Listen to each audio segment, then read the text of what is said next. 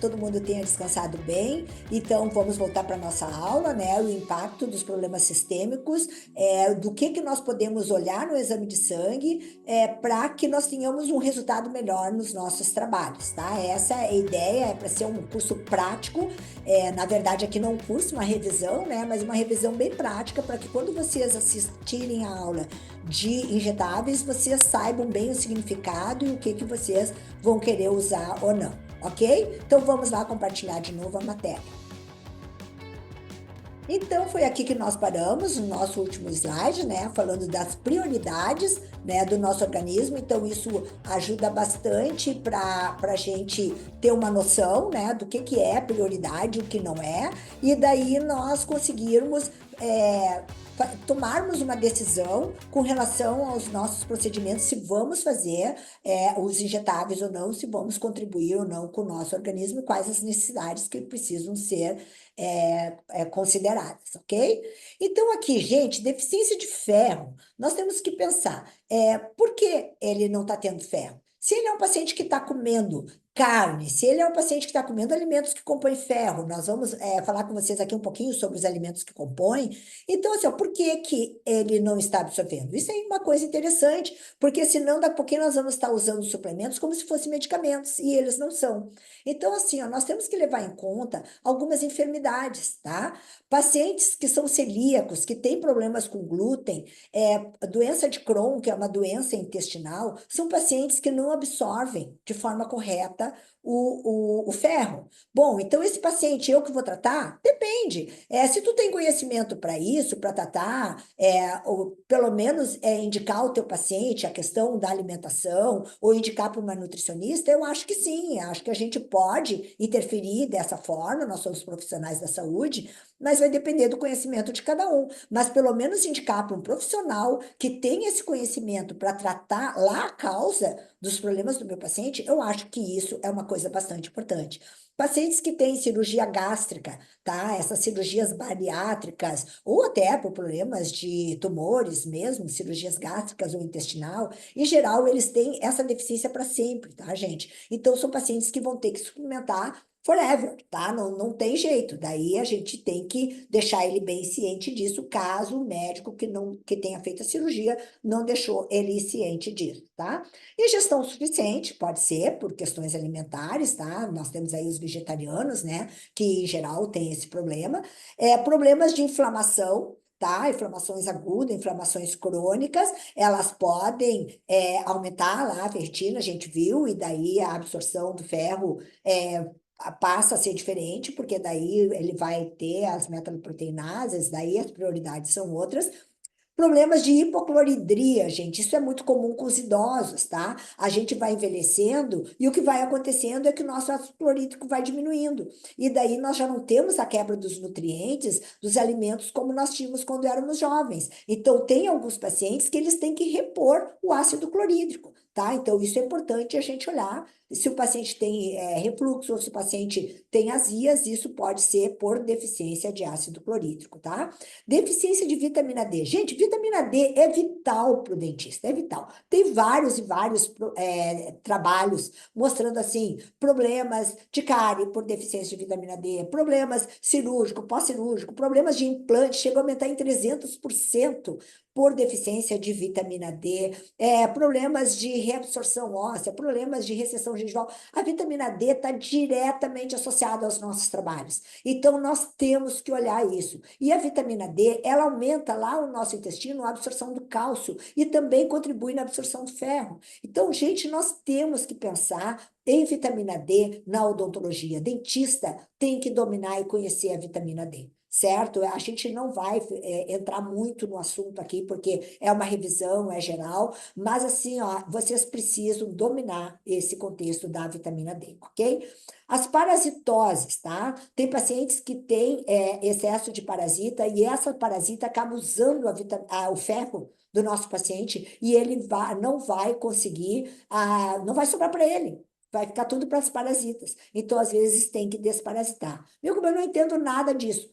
Encaminha para quem entende. tá, gente? Ou vai estudar nos nossos cursos, tanto na pós-graduação, como na pós-graduação, principalmente ali de odontologia biológica, uma das coisas que são abordadas é a questão das parasitas, porque elas interferem e impactam diretamente nos nossos trabalhos, gente. É incrível, mas impactam. Então, nós temos que pelo menos saber, e isso hoje é tranquilo, dentro das próprias farmácias, eles te orientam nesse sentido, e tu pode fazer. Vai fazer em todo mundo? Não, para quem precisa, ok?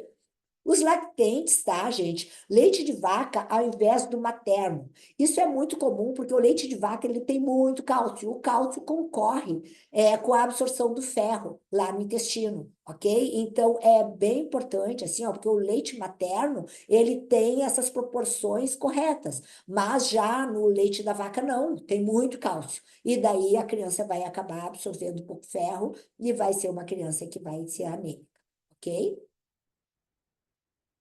Então, aqui eu só dei dois trabalhos para vocês, tá, gente? Com relação à queda de cabelo e deficiência de ferro, tá? É muito comum os pacientes, quando a gente faz essa abordagem mais integrativa com o paciente, de ele se queixar, eu tenho falta de cabelo. Gente, olha ferro. Ou às vezes é uma pergunta que vocês podem fazer até para saber se ele tem deficiência de ferro ou não. Tu tem perda de cabelo? Pá, muito, tô tendo bastante perda de cabelo. Pense no ferro, tá? Porque, nos problemas de tireoide, né, que andam atrelados, como a gente já falou anteriormente. Gente, anemia ferropênica e talassêmica. Eu não tenho como entrar muito em detalhes aqui com vocês, tá? Mas assim, ó, no hemograma vocês não vão ver diferença. Tá? Não tem diferença. Na ferropênica, ela está na ferritina, que vai estar baixa, né? E a saturação de transferrina vai tá baixa. Por quê? Porque ela está faltando ferro. Então, a gente já viu ali que ela vai aparecer primeiro na ferritina, lá na ferritina. Agora, na talassêmica, o que acontece é que o problema não é no ferro, é na globina, não é lá no hemo.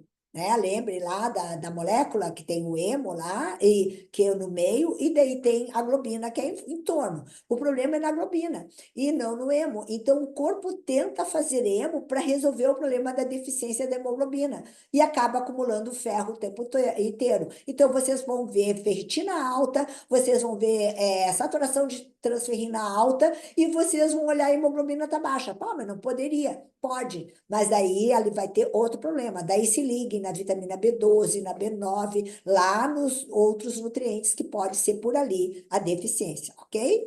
Outras mudanças na hemoglobina e hematócrito, tá? Deficiência de B12, ácido fólico, a gente comentou, anemia falciforme, infecção e inflamação, tá, gente? Todos eles podem mudar lá na hemoglobina e no hematócrito. Então, aqui, a ferritina alta está associada à inflamação, aquilo que a gente já falou, né? O corpo entende que vai precisar de mais ferro para lutar e ele começa a acumular a ferritina. A combinação de ferritina alta e saturação de transferrina acima de 55% indica um mecanismo de fase aguda e pode ter valor prognóstico antes de uma cirurgia, por exemplo. Então, gente, isso aqui é importante vocês saberem. Vocês fizeram um exame e está alto, e vocês vão fazer uma cirurgia. Vocês podem ter aí uma complicação cirúrgica. Então, é um paciente que é interessante vocês desinflamarem e desoxidar antes do procedimento, ok? A ferritina alta na aterosclerose tem ferritina acumulada no interior dos vasos inflamados, o que aumenta a relação ferritina alta e infarto. Então, isso é outra coisa que vocês têm que se ligar. Vamos fazer uma cirurgia complexa, tá com uma ferritina alta. Existe uma relação, daqui a pouquinho vocês podem ter um problema sério ali na cirurgia de vocês, num transcirúrgico ou até num pós-cirúrgico. Então, se temos hoje essas condições de podermos tratar o paciente antes e nivelarmos o nosso paciente para termos um prognóstico melhor, gente, vamos usar esse recurso, certo? O ferro só causa estresse oxidativo se ele estiver disponível para reação de Fenton. Lembra lá o ferro mais 3? Tá? Isso é a reação de Fenton. Quando o ferro está dentro da ferritina, ele está preso e ele tem que estar livre para provocar estresse oxidativo, ok? Então tem que estar ferro ali rodando para ter estresse oxidativo, ok? A ferritina mitocondrial é ativa e antioxidante. Mas na doença de Parkinson, olha só, tem muita saída de ferro e, portanto, oxidação. Nas doenças neurodegenerativas, a ferritina é alterada, aumentando o estresse oxidativo. Então, por que que eu coloquei isso aqui, gente? Porque daqui a pouquinho vocês já vão pegar um paciente que já tem alguma doença aí neurodegenerativa, então vocês já sabem que vocês têm ali estresse oxidativo. Então, usem hoje o conhecimento, lá vocês vão ver ali nos injetáveis, que a gente tem os protocolos para desoxidar, para desinflamar, aproveitem isso, ou mesmo pacientes que têm histórico de muitos familiares, às vezes eles têm essa tendência, vocês já viram ali uma ferritina alta, um estresse, então usem essas coisas para nosso conhecimento, para respostas melhores dos nossos pacientes, ok? Então, gente, aqui eu coloquei o status do ferro e as manifestações orais. Eu coloquei aqui, ó, os níveis de ferritina, tá? Nas doenças periodontais, só por curiosidade. Nós tivemos lá, ó, mais de 17.800 resultados.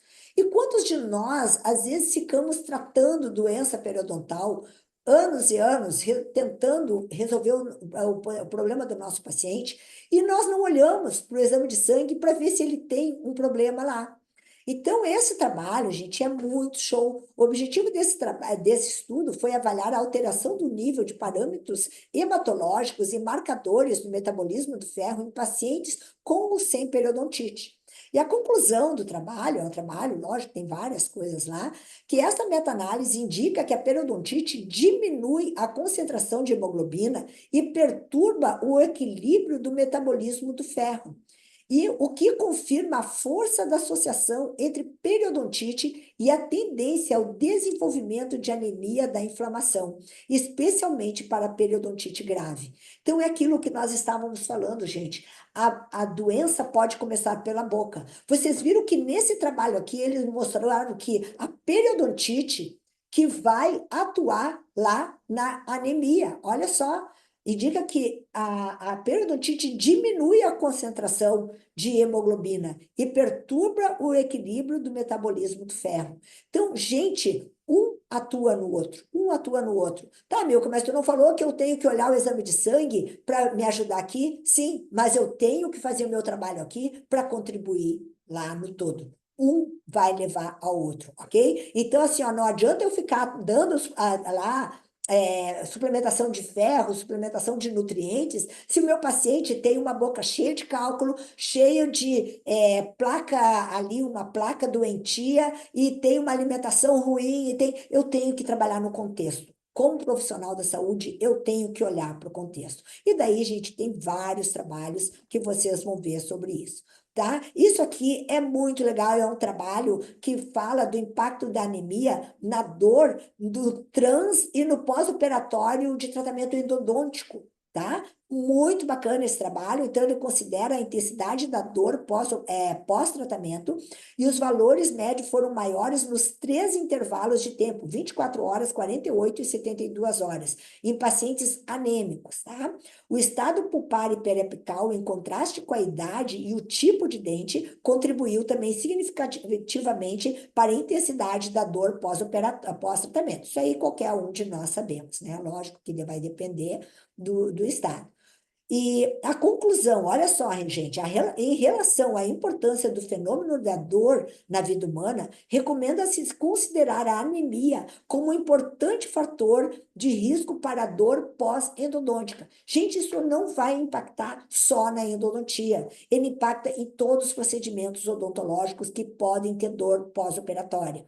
Tá? O diagnóstico precoce e as intervenções de tratamento analgésico em mulheres anêmicas, juntamente com o controle da dor durante o tratamento de canal, podem promover a satisfação do paciente e a qualidade do atendimento. Então, se vocês virem, tem um paciente que está com anemia, eu preciso fazer uma intervenção nela, então a gente usar no caso, é por isso que eu acho tão legal os injetáveis, tá? Porque é uma coisa que eu já posso fazer. E eles sugerem, inclusive, a gente já falar sobre o paciente, inclusive para a questão de analgésicos aí, de uma analgesia para esse paciente, porque a gente já sabe que ele é um paciente mais propenso à dor pós-operatória. ok? E daí isso, lógico, que o paciente vai ficar mais satisfeito. Qual é o valor normal da ferritina? Isso é uma coisa que eu falei para vocês que os valores de referência não são valores de saúde. Então, vocês vão ver ali que de 70 a 100 é considerável o nível seguro de ferritina. Isso nas mulheres, tá, gente? Em homens, até 150 ainda é considerado normal. Lógico que em fisiologia tudo é muito variável. Então, um pouco mais, um pouco menos, não significa que ele esteja doente, mas significa que vocês têm que ficar atentos. Será que esse é o valor normal dele? Então, sigam olhando, observando, tá? Se ele tiver inflamado, e aqui a proteína C reativa, tá, gente? É um exame que nos dá uma ideia muito legal de inflamação arterial, principalmente a ultrassensível, que vai nos dar vai nos dar informações sobre inflamações crônicas, tá? Então, se o paciente tiver uma proteína C reativa alta, uma ferritina alta, mas tiver menor que 100,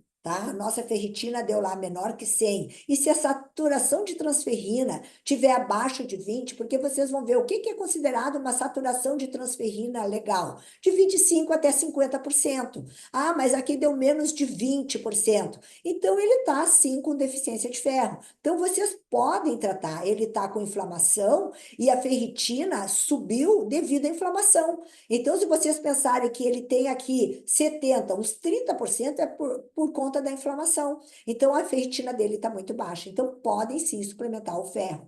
Agora, se a ferritina der maior que 100, tá? A saturação de transferrina subiu, tá maior que 20, e a proteína C reativa está alta também, então está ocorrendo sequestro de ferro e ele tem anemia também, porque ele não tem o ferro, tá ali oxidado. Mas eu vou primeiro desinflamar o meu paciente, daí eu tenho que ver lá os protocolos de desinflamação do meu paciente, mas não vou usar o ferro ainda, para depois eu poder usar o ferro, porque se eu jogar o ferro nesse meio inflamado e oxidado, vai ser só para continuar aumentando a oxidação do meu paciente, tá? Vai todo para a reação de Fenton, aquilo que a gente estava falando.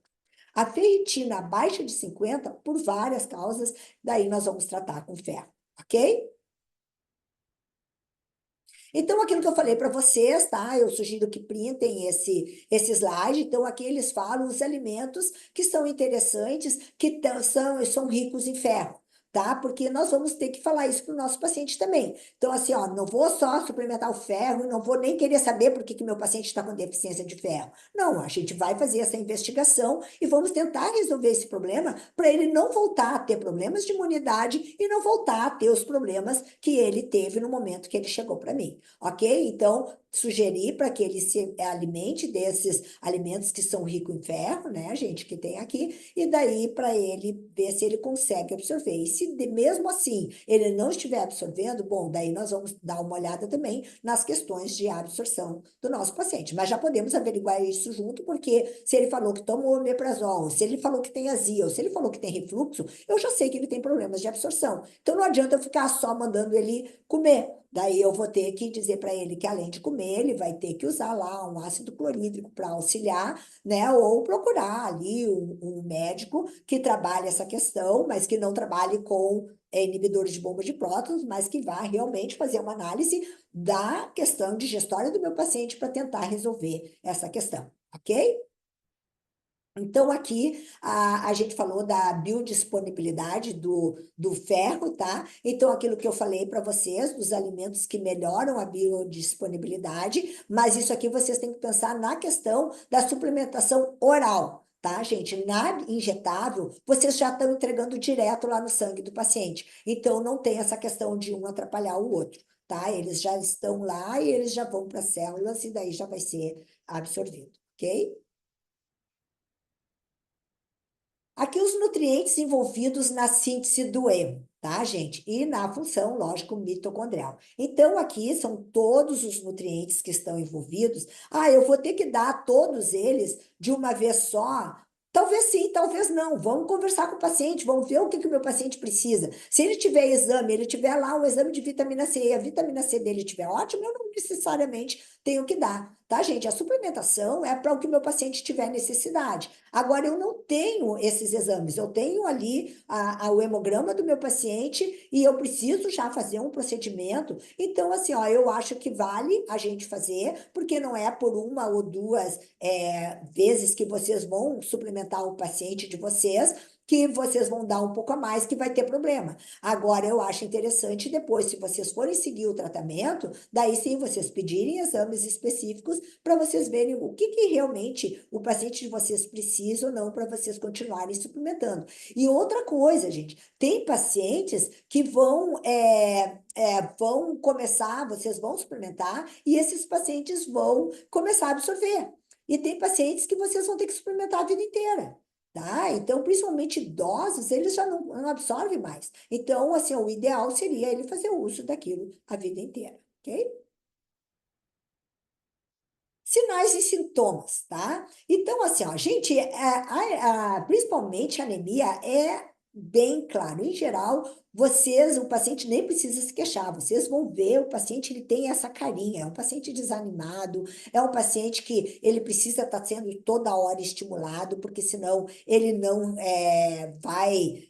Lógico que tem os problemas odontológicos que podem estar contribuindo com o desânimo do paciente, com a fraqueza, com a fadiga, mas, em geral, isso vem decorrente dos problemas sanguíneos, ok? Então, assim, ó, se liguem, lógico que nem todo paciente a gente vai ter todos esses sintomas. Isso aqui vai depender do nível de anemia de cada paciente e também de cada paciente, ok?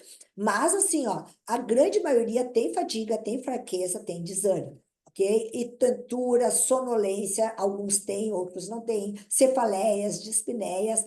Isso aqui para nós que somos dentistas, eu coloquei aqui para chamar a atenção, tá, gente? Palidez das mucosas, isso é muito comum. Observem isso nos pacientes de vocês. Sangramento ou fragilidade nas gengivas, atrofia papilar. Gente, em geral, a papilatrofia, quando nossa crista óssea já se perdeu.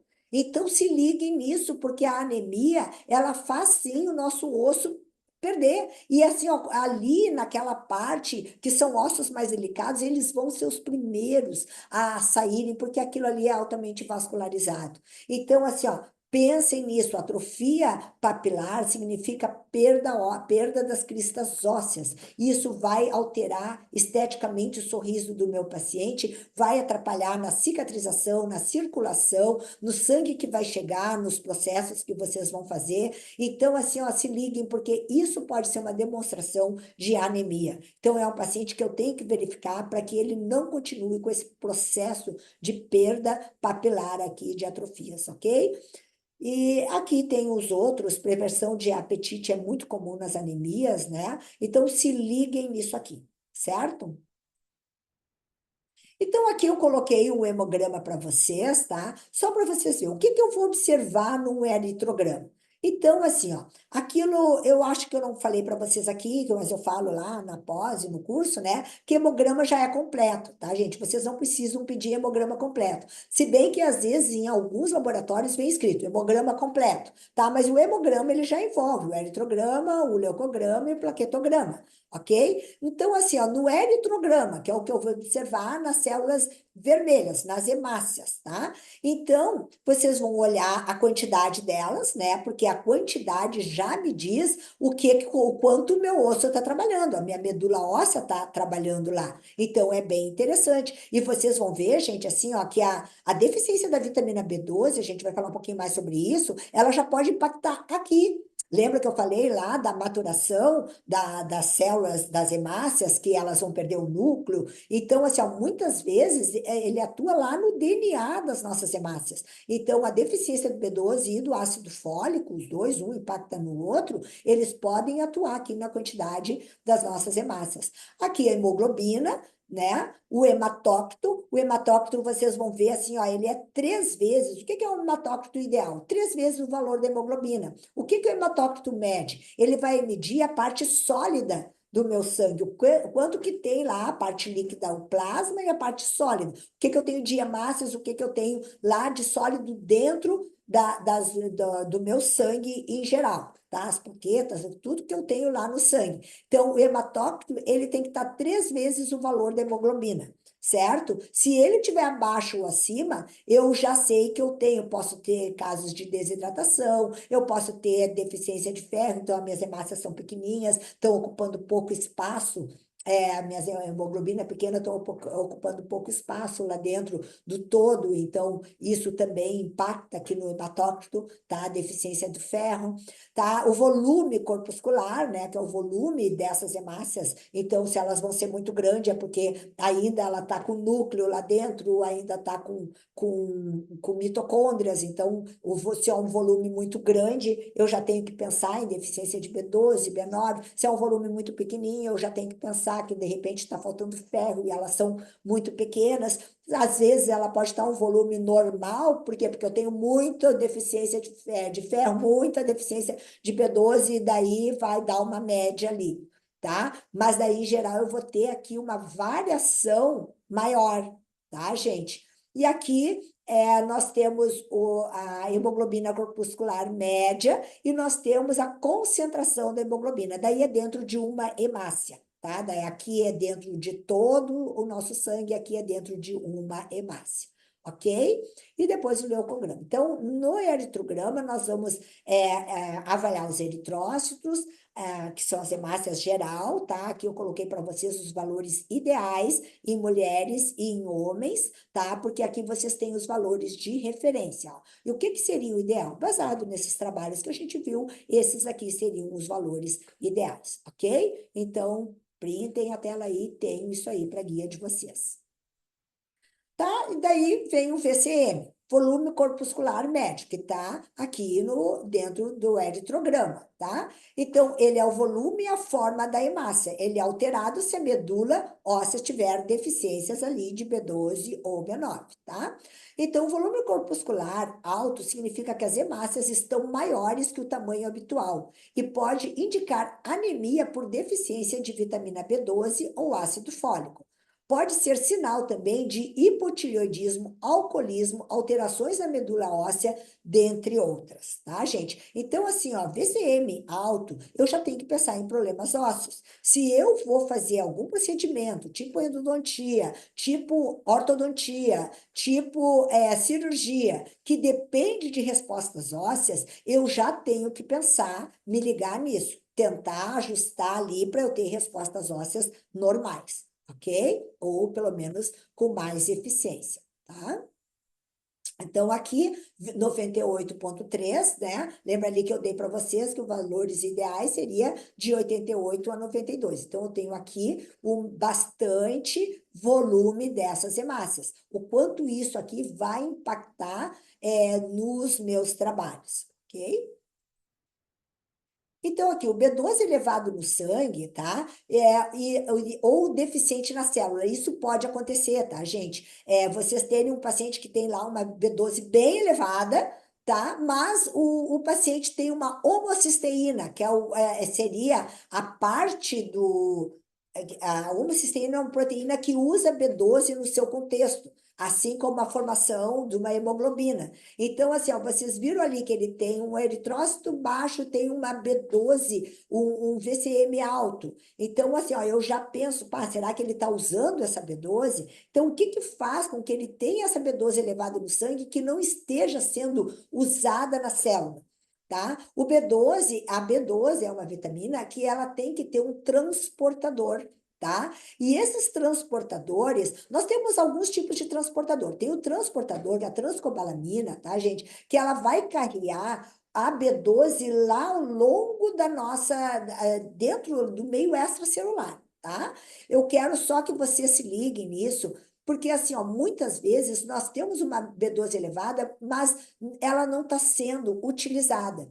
E outra coisa importante, nós como cirurgiões dentistas, gente, é que a B12, ela começa a sua absorção, começa a sua digestão aqui na boca, pelo fator R que tem na saliva. Então, o meu paciente, ele precisa mastigar. Se vocês virem um paciente que tem uma B12 baixa ou que está fora de contexto e uma homocisteína alta, por exemplo, que vocês veem que ele tem problema de B12, uma das coisas que vocês têm que salientar para o paciente de vocês é a mastigação.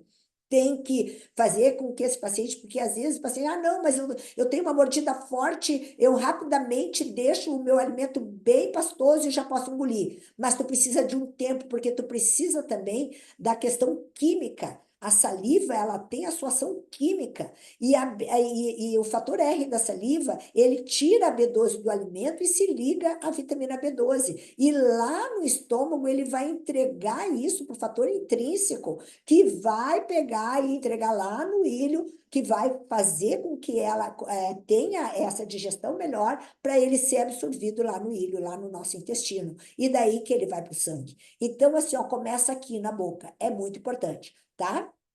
A aptocorrina, que é um dos transportadores, ela está nos granulócitos, e a transcobalamina, que entrega a B12 nos tecidos para as células que sintetizam o DNA, são as transportadoras de vitamina B12. E aqui, gente, é uma coisa que eu queria chamar a atenção de vocês agora com os injetáveis, tá?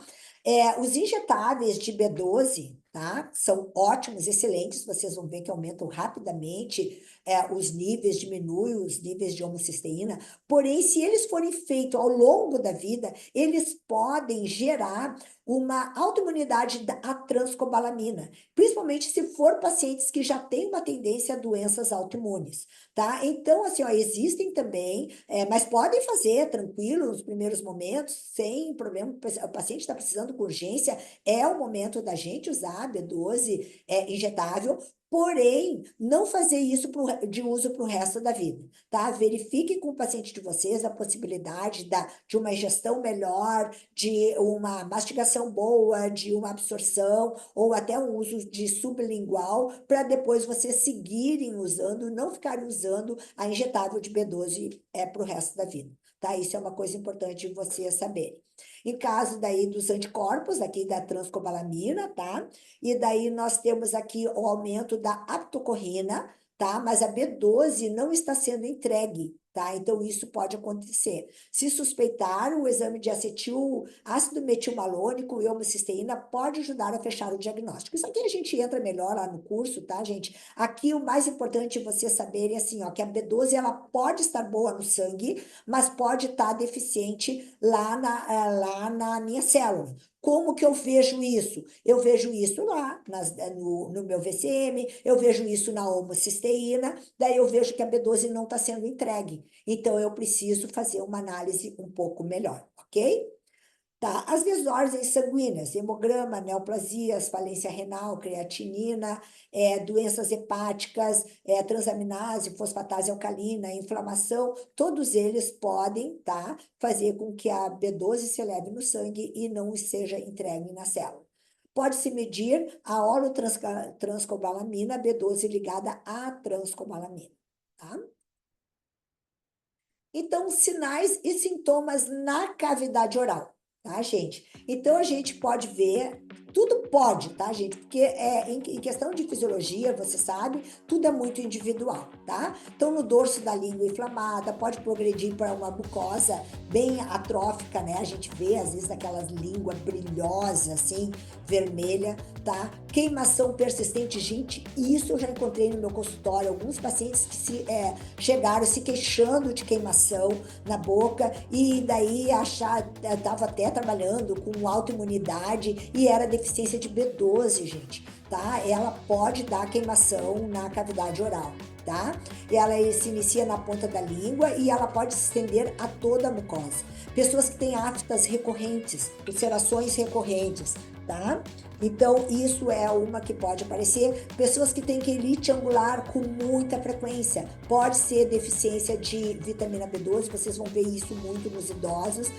Dificuldade de deglutição, tá? Isso é bem comum com deficiência de B12, tá?